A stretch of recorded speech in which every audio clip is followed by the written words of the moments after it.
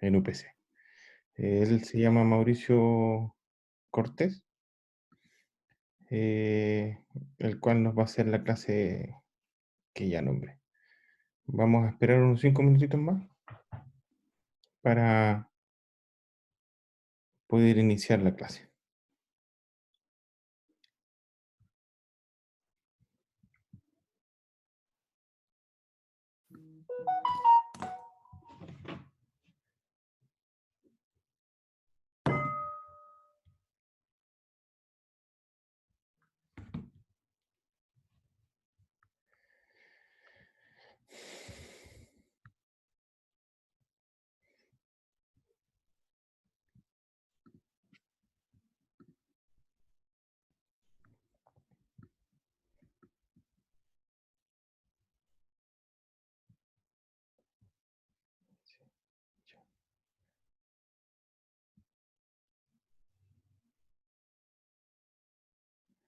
De todas maneras, se les va a dar igual un espacio de 5 minutitos para mientras se van conectando. Y posterior al finalizar la clase, vamos a dar un tiempo prudente para que les hagan las consultas pertinentes. ¿Ya?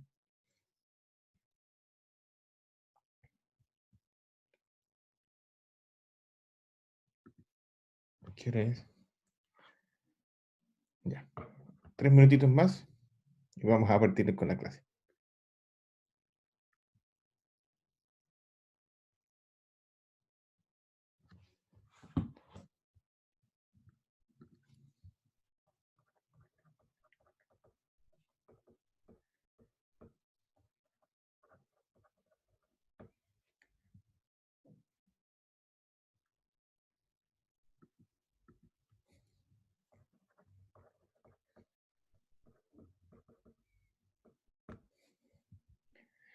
Para los que se están reintegrando en estos momentos, vamos a hacer la clase del rol del nutricionista, que nos va a explicar la terapia adecuada que tienen que requerir nuestros pacientes sobre la terapia nutricional.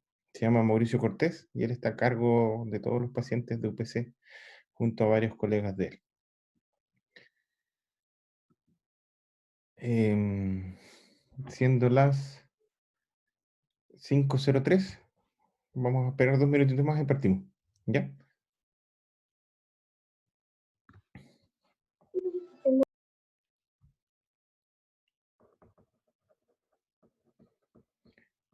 Al momento de que quieran hacer preguntas, les pido por favor que se presenten y su pregunta correspondiente.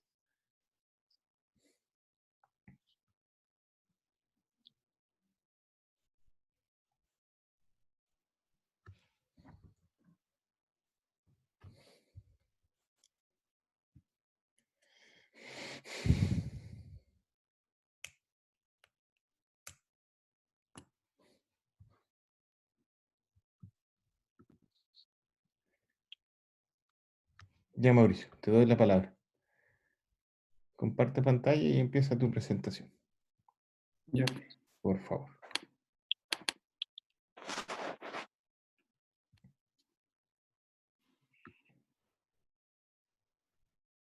Ya. Bueno, para iniciar, muy buenas tardes.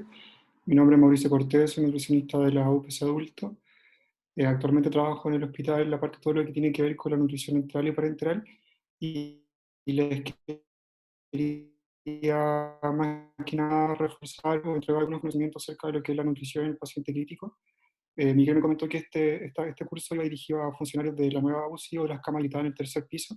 Así que más que nada es para poder reforzar los conocimientos acerca de la nutrición, que van a ver algunas cosas nuevas que solamente se veían en el OPC, pero puede que en el tercer piso igual puedan existir estas fórmulas o estos tratamientos.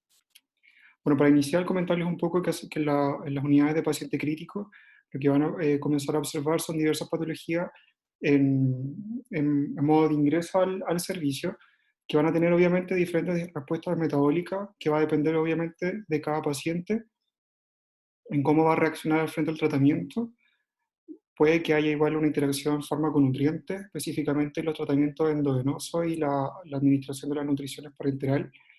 la indicación de soporte nutricional, y lo más importante que es para el tema de los nutricionistas es el tema del riesgo nutricional, que es más que nada evitar lo que es el deterioro nutricional desde el ingreso del paciente a las unidades, tanto como mantener el estado nutricional o favorecer o mejorar el caso de que se mantenga por mucho tiempo hospitalizado.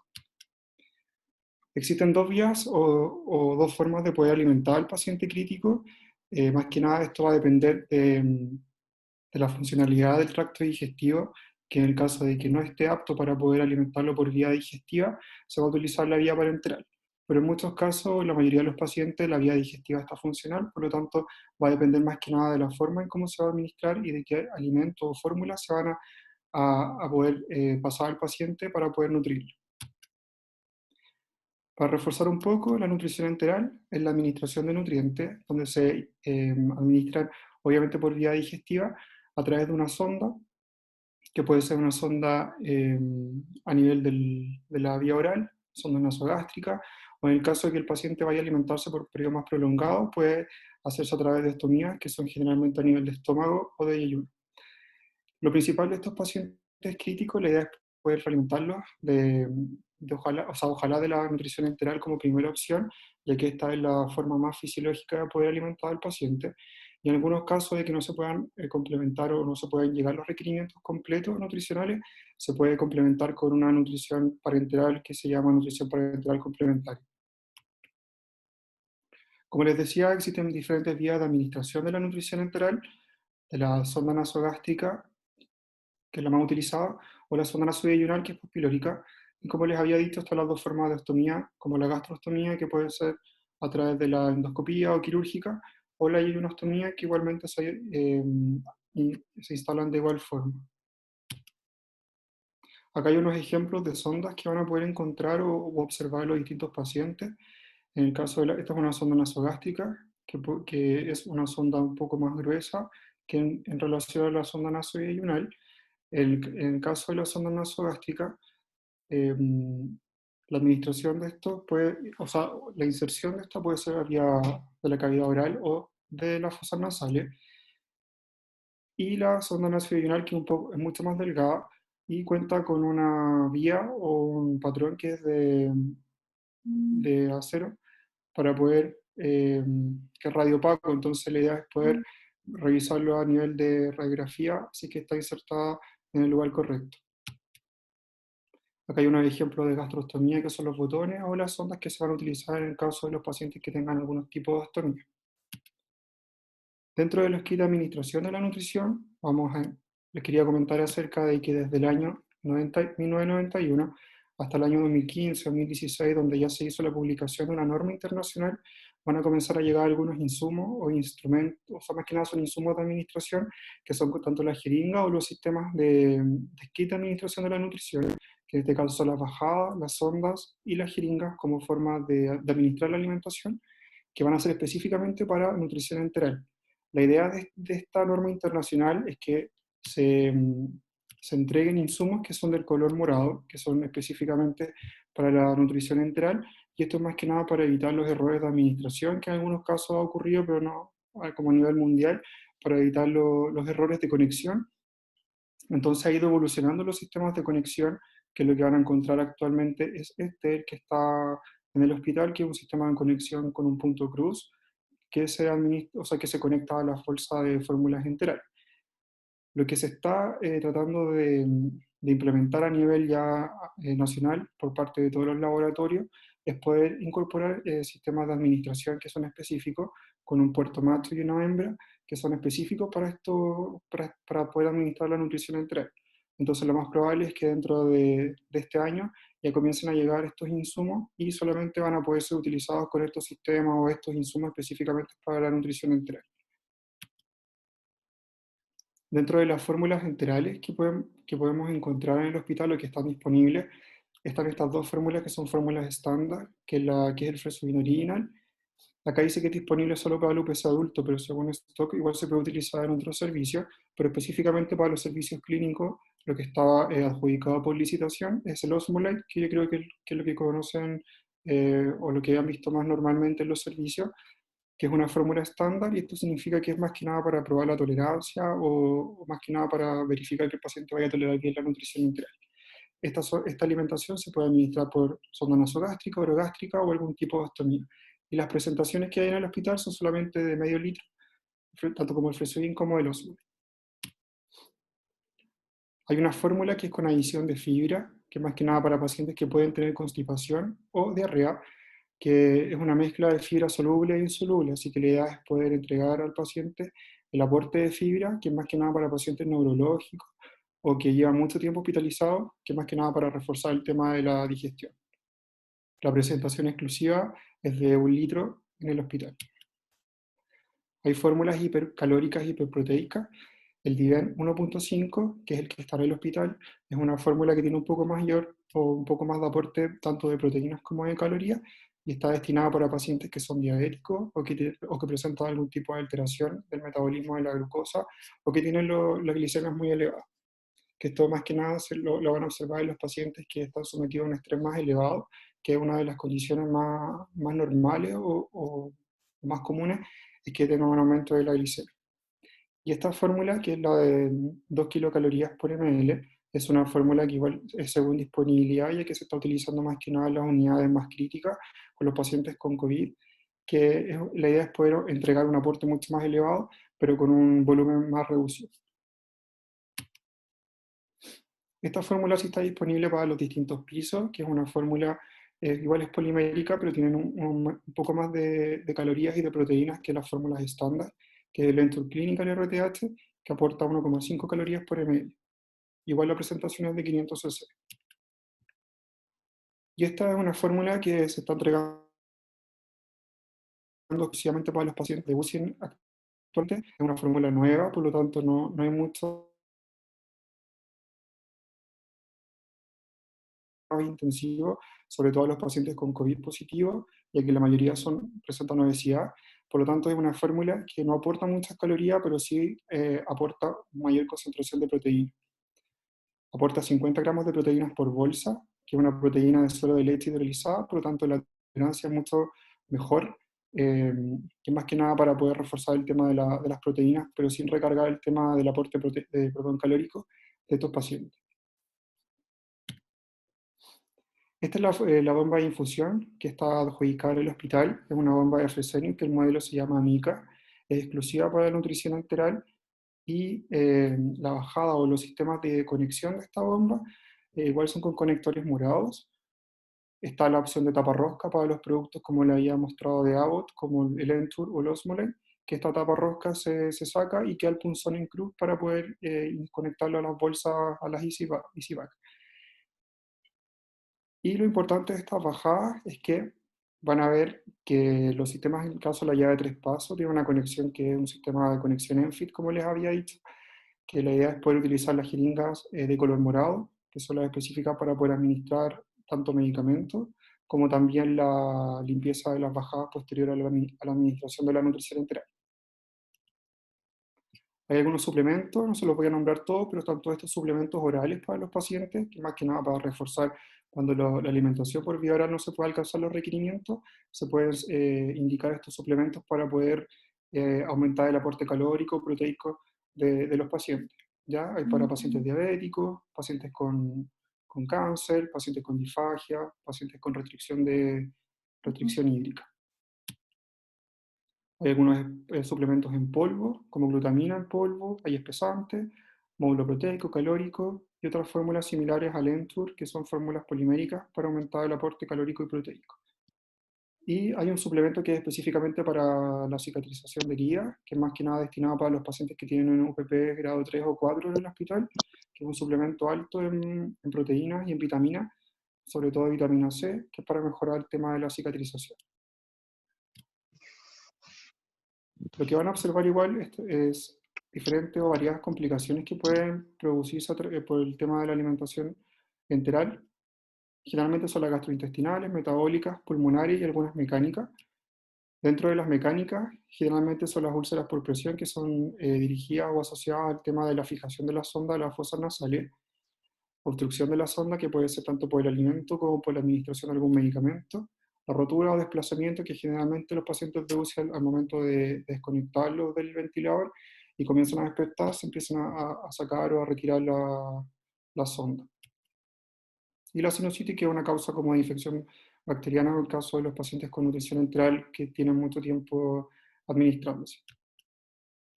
Dentro de las pulmonares, la más común es la neumonía por aspiración, que más que nada va relacionado al tema de la posición del paciente al momento de alimentarse. La idea es que la cabecera esté entre 30 y 45 grados para evitar esta complicación. Y una de las cosas que se recomienda para poder evitar igual el tema de la neumonía por aspiración es mantener una infusión de 24 horas. Por lo tanto, se recomienda el uso de que dentro de las 24 horas se pueda administrar el volumen indicado de nutrición enteral. Y en relación a la medición del residuo gástrico, esto va más que nada dentro, a lo que se puede resumir, es más que nada que la idea de la medición del residuo gástrico sea ojalá lo menos posible.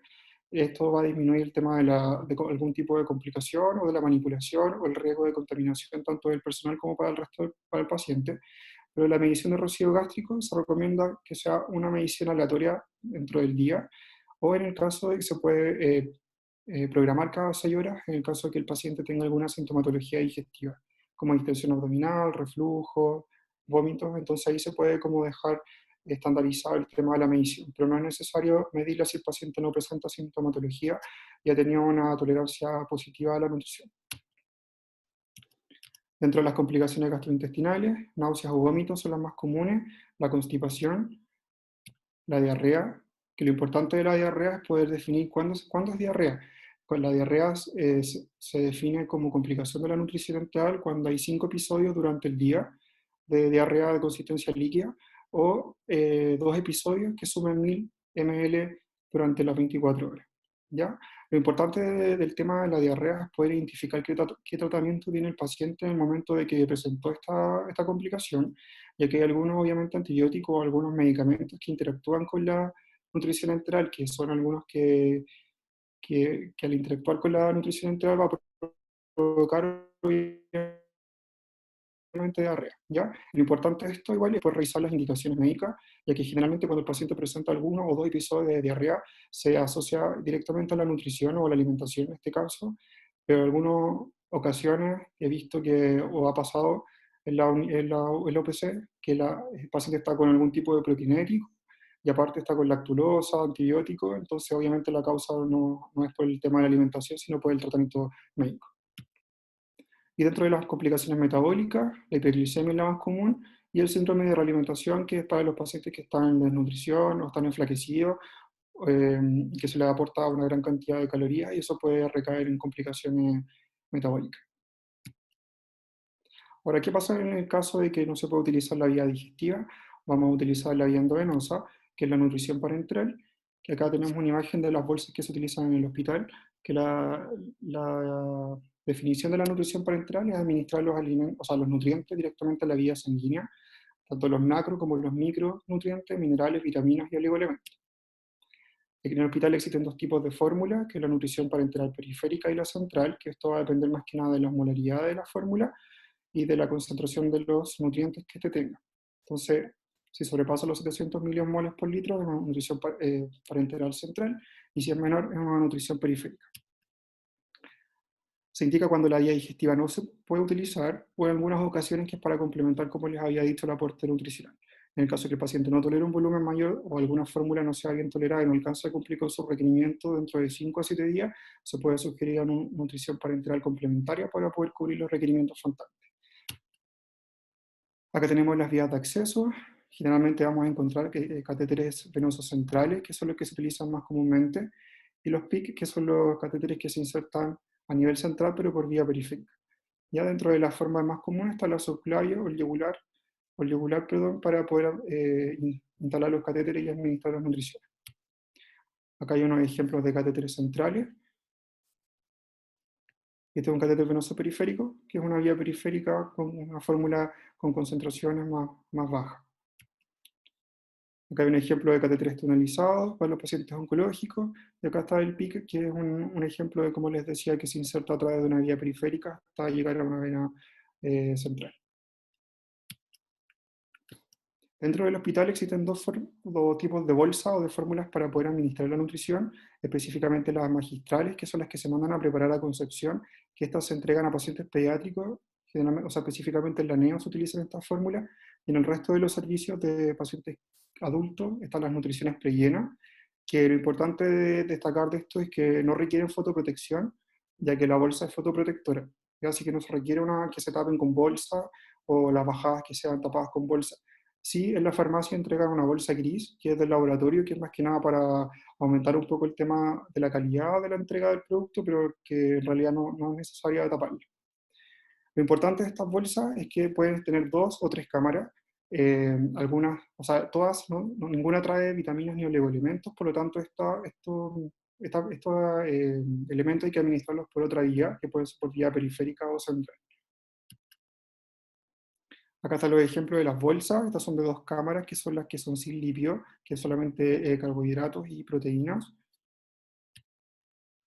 Estas son las que centrales, que la bolsa es igual en todas las presentaciones, solamente que va cambiando el volumen.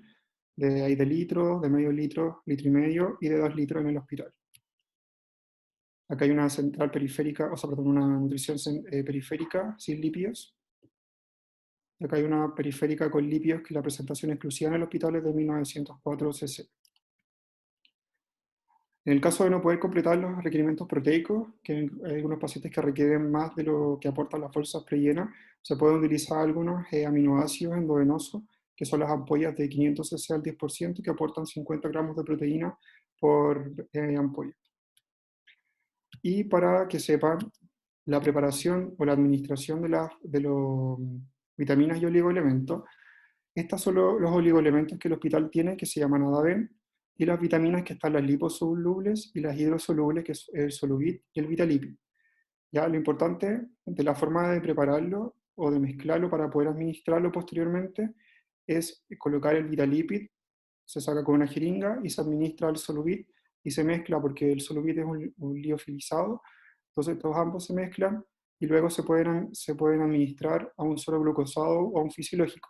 ¿Ya? Luego se administra la ampolla de 10 ml de los oligoelementos, que se suman igual al suero, glucosado fisiológico, y se pueden administrar entre 2 a 4 horas por vía central o periférica.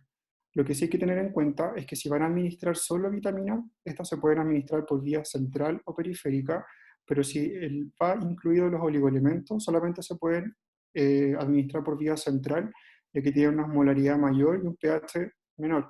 Por lo tanto, es exclusivamente por esta vía. ¿Ya? Así que si mezclan las 3 cosas, siempre es por central. Si van a administrar solamente las vitaminas, se puede hacer por vía central o periférica, en un suero glucosado o un fisiológico. No es necesario cubrirlas tampoco, ya que el volumen de estos sueros, que son entre 100 y 250, pasan en poco tiempo, entonces no están mucho tiempo dentro de la bajada, así que no es necesario cubrirlas tampoco para la fotoprotección. La idea es obviamente que la luz directa, la luz solar o la luz natural, no sea directa obviamente ni a la fórmula parenteral ni a las vitaminas. Acá están algunas complicaciones.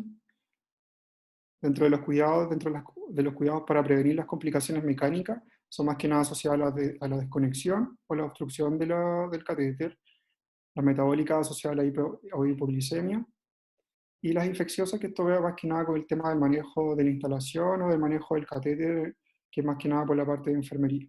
¿Ya?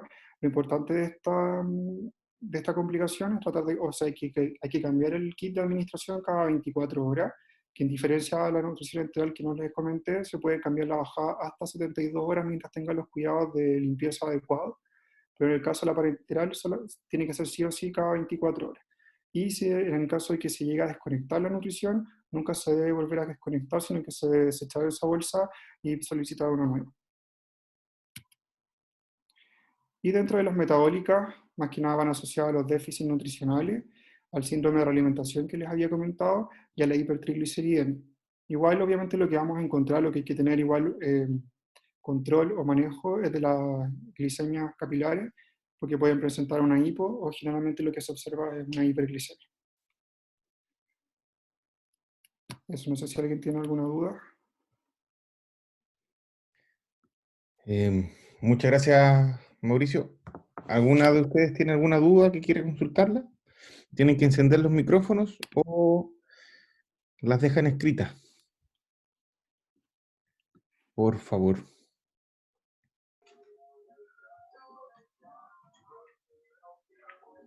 Mauricio, ¿Sí? hola, buenas tardes. Hola. Habla Pamela. Te quería hacer una consulta. Tú hablaste que las infusiones son para administrar en 24 horas. O sea, tenemos los pacientes, la idea es que estén las 24 horas con nutrición, ¿Nutrición en el enteral? caso de las enterales. Sí. Sí, la idea es que, mira, lo que pasa es que las recomendaciones para más que nada por el tema de tolerancia y evitar el riesgo de broncoaspiración es tratar de que las alimentaciones se mantengan administrándose por 24 horas. Ah, ya, perfecto. Es que ahí tenía una duda porque, o sea, como fisiológicamente uno no se alimenta durante la noche, no sé, tenía la idea o de alguna vez haberlo escuchado que lo ideal Sí. era como pasarla, no sé si durante el día, pero como dejar horas de descanso, por eso te preguntaba. Sí, lo que pasa es que anteriormente se tenía esa idea de que por el tema del reposo gástrico, mantenerlo ojalá la administración por unas 18 horas y el resto, como uno no se alimenta durante la noche, suspenderlo, pero como uno lo programa y es tan poco el volumen que se administra por hora que no tiene consecuencias dentro de la hospitalización, sino que tiene más beneficios en relación a las complicaciones que puede tener la administración en 24.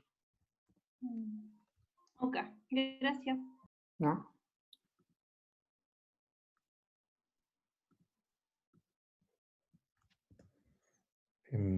¿Alguna otra duda que le quieran hacer llegar? ¿O quedó todo muy claro?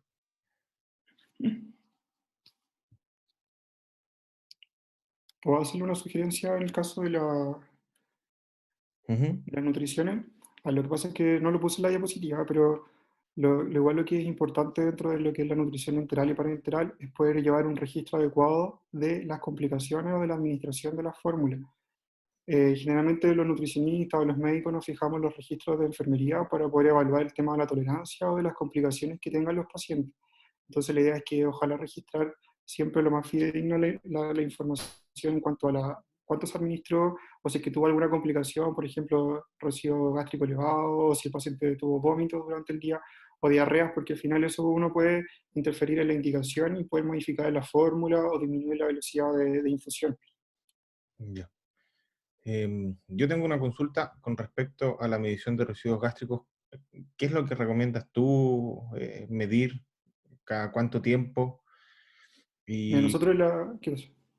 y, por ejemplo, si es mayor a 200, 300, nosotros suspendemos la nutrición enteral o la mantenemos, avisamos, obviamente si durante la noche avisamos a médico, la suspendemos y después le avisamos a ustedes con respecto al registro.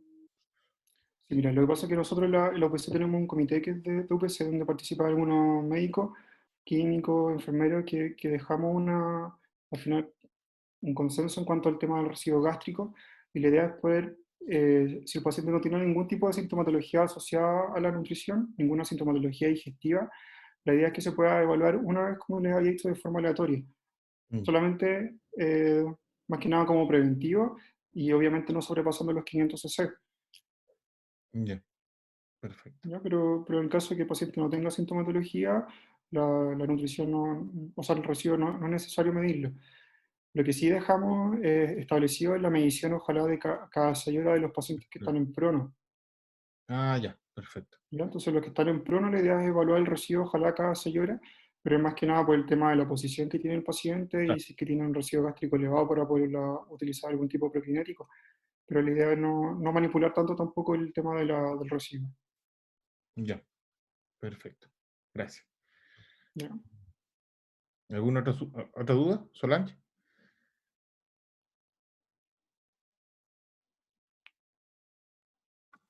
Hola, buenas tardes. Habla Valerie. ¿Ya? Yo tengo una consulta. Mira, cuando tú dices cuando tienes sintomatología, idealmente ahí como que se hace la excepción.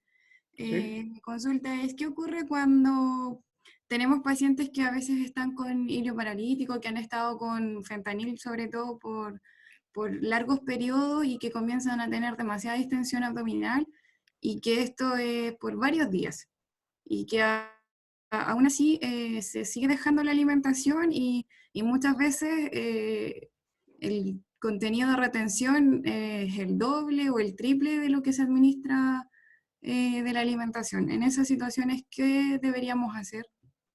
Lo que pasa es que cuando el paciente estaba con fentanil por mucho tiempo, por eso la idea es que cuando esté este periodo con este medicamento, la idea es que el paciente siga nutriéndose, aunque sea de forma trófica, con volúmenes bajos y velocidades muy bajas, que son entre 10 y 20 cc, para evitar este tema del ilio posterior a la retirada del fármaco.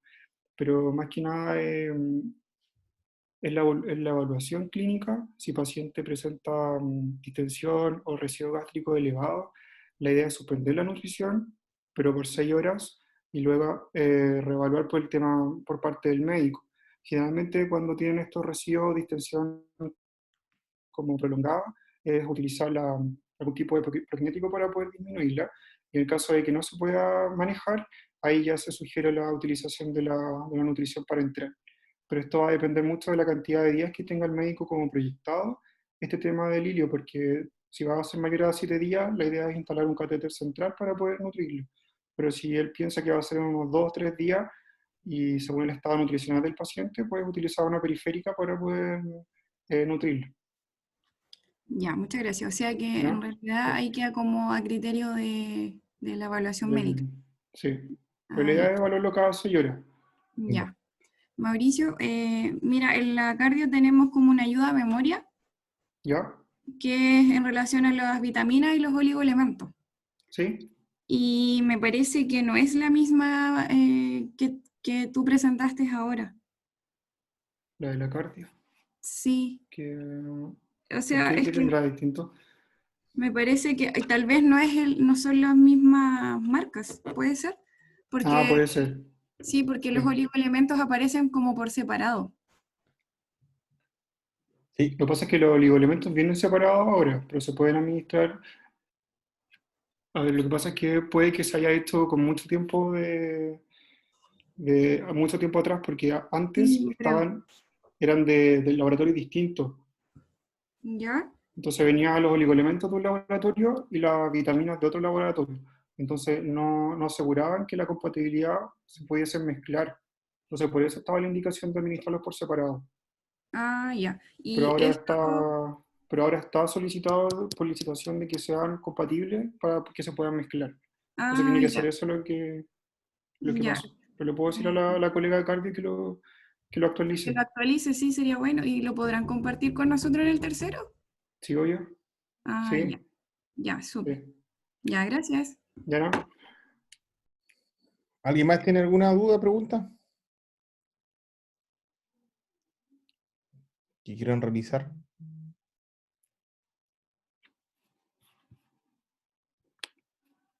Bueno, yo tengo otra pregunta, pues, una duda sobre todo los pacientes que tienen hartas deposiciones con nutrición enteral y hacen dermatitis de pañal o forman hartas UPP, producto de lo mismo, y es de difícil manejo la UPP, porque los pacientes por lo general, me ha pasado que he tenido pacientes con deposiciones abundantes cada 2 o 3 horas, con una UPP gigante, y nos pasó una vez con un paciente que tuvimos, un paciente de cardio, ya varios semanas en realidad pegado a la UPC, con una ¿Ya? dermatitis gigante. De primera se le había cambiado a nutrición parenteral, ¿Ya? pero posteriormente volvieron a la enteral. Lo entré. Claro, y entonces siguió, no sé si habrá sanado ese caso, pues después la trasladaron, pero ¿qué se recomendaría cuando la paciente tiene muchas deposiciones y ya está formando UPP o una dermatitis de pañal? ¿Será necesario cambiarla a parenteral o Mira, mantenerla eso parenteral? va a depender mucho del tratamiento, porque mira, lo que pasa es que la idea es no tratar, o sea, obviamente como tiene mayor riesgo de complicaciones en la parte parenteral, la idea es evitar estas complicaciones, por lo tanto se sugiere como más que nada iniciar y mantener, ojalá lo que más se pueda, la nutrición enteral. Pero si el paciente tiene deposiciones líquidas por un periodo prolongado, obviamente hay un flujograma que igual tenemos en la UPC, que es más que nada para determinar qué hacer en caso de que el paciente tenga diarrea, vómito, residuo, constipación. Entonces, dentro del flujograma de diarrea, primero que todo es disminuir la velocidad que tiene de infusión a la mitad, porque ¿Ya? estaba a 60, se baja a 30 por unas 6 a 8 horas, y luego se reevalúa nuevamente si el paciente continúa con diarrea. Ahora ya si continúa posterior a esto, es modificar la fórmula, verificar porque bueno, las fórmulas hipercalóricas o las hiperproteicas tienen una osmolaridad mucho mayor. Entonces, obviamente, al ser más hiperosmolares, pueden, o dentro de lo más común que se observa, es la diarrea. Entonces, modificar la fórmula, bajar la velocidad, y ahora si esto ya no disminuye la diarrea, ahí el médico les deja la loperamida como tratamiento hasta que disminuya la diarrea. Pero en general no está indicado suspender la nutrición o cambiarlo a parenteral si tiene diarrea. Obviamente en el caso de la UPP tiene mucho más riesgo de infección. Claro. Entonces, si la diarrea no cese con eso, la idea es utilizar la nutrición parenteral, pero igual yo sugeriría utilizar una periférica, si es que, porque no creo que dure más de 7 días la diarrea, a menos de que sea algo crónico, Ujú. pero es más que nada evaluar la velocidad y la fórmula que se está utilizando. Ah, ya, perfecto. Ya, Sí. eso. Muchas gracias. ¿Alguien ¿No? más tiene alguna duda? ¿O finalizamos la sesión?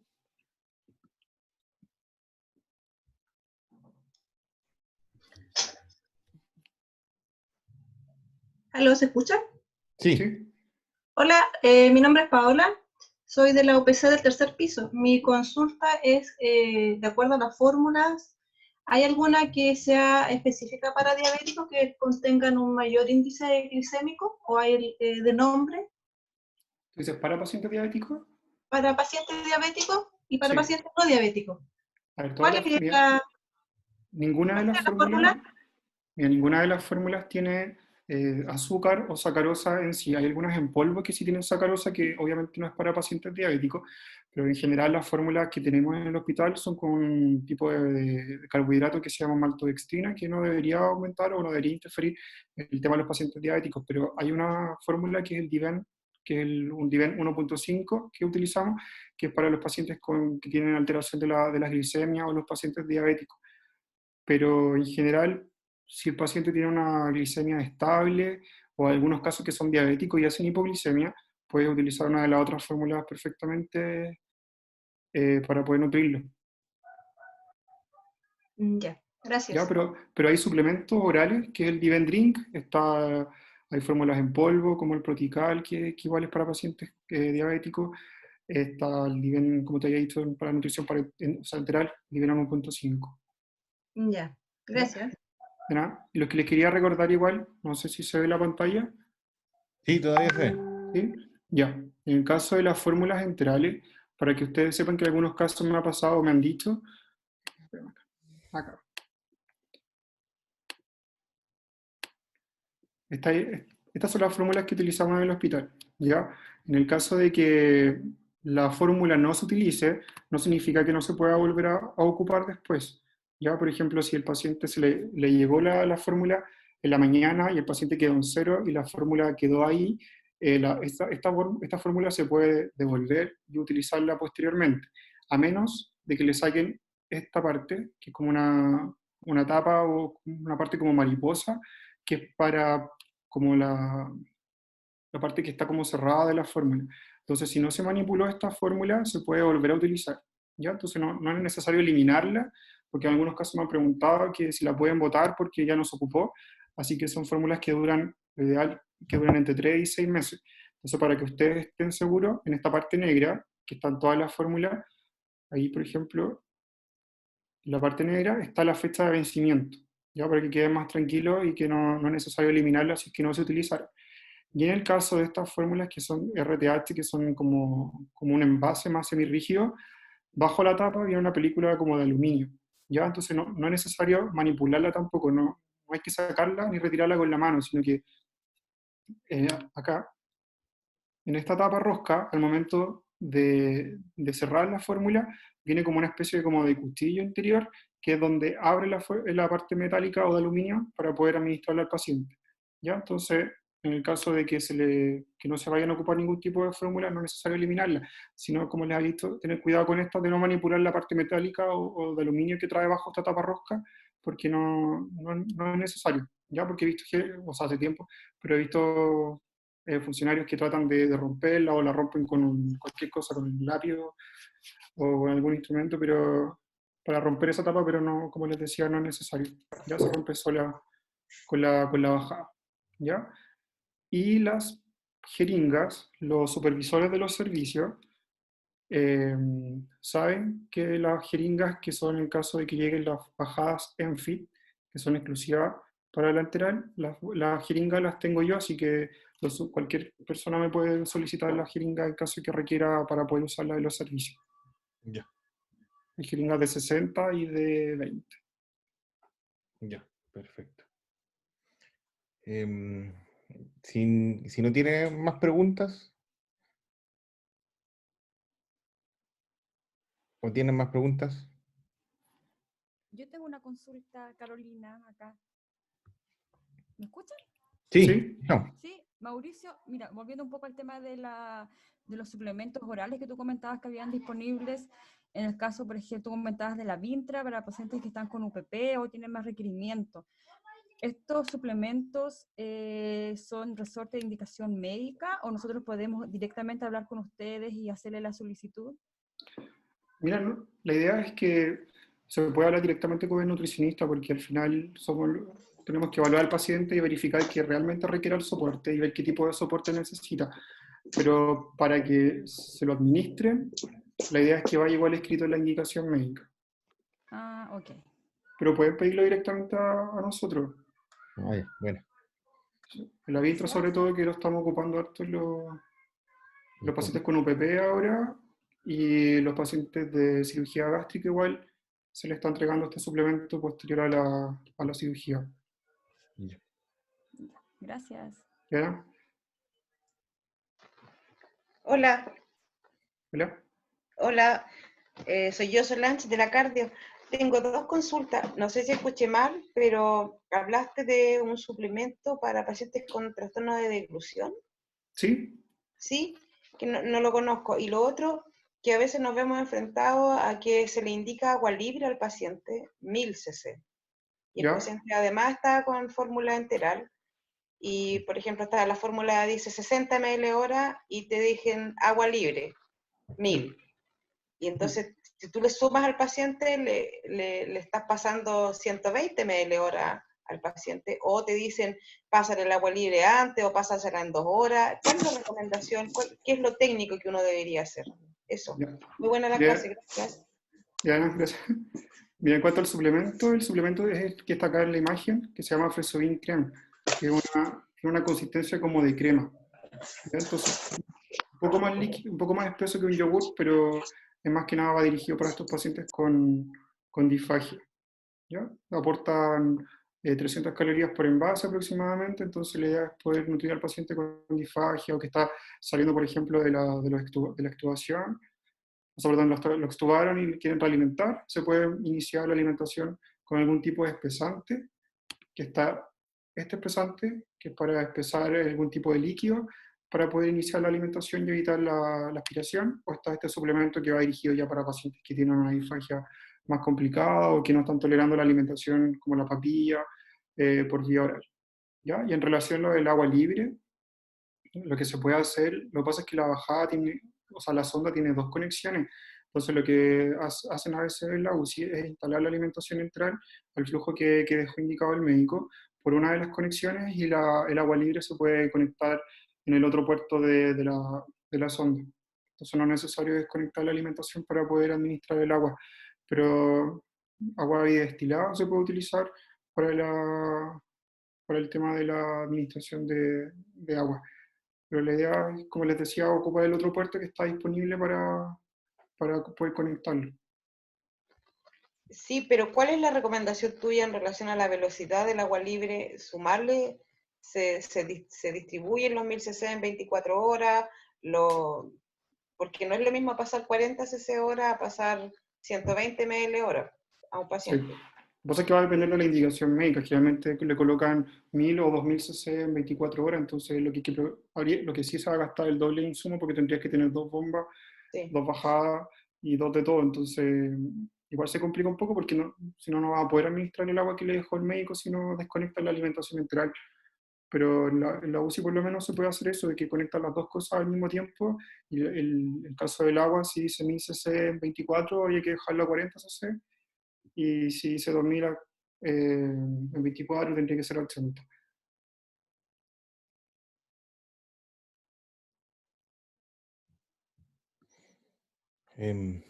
¿Alguna otra consulta?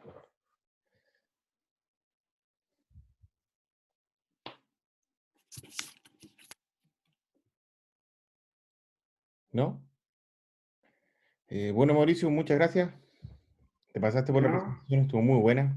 Muchas gracias ¿Será que no? por apoyarnos a nosotros, sobre todo en esta nueva y bonita etapa que es formar una nueva UPC.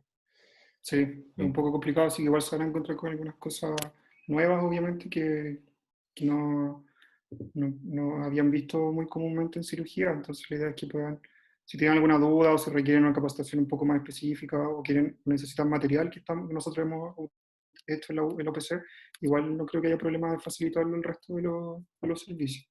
Ya, muchas gracias, entonces. Se agradece. Eso, ¿Ya? damos por finalizado esta nueva clase con una muy buena presentación de Mauricio, así que muchas gracias, te pasaste. ¿No? Que tengan buena tarde, Que descansen. estén bien. Chao, chao.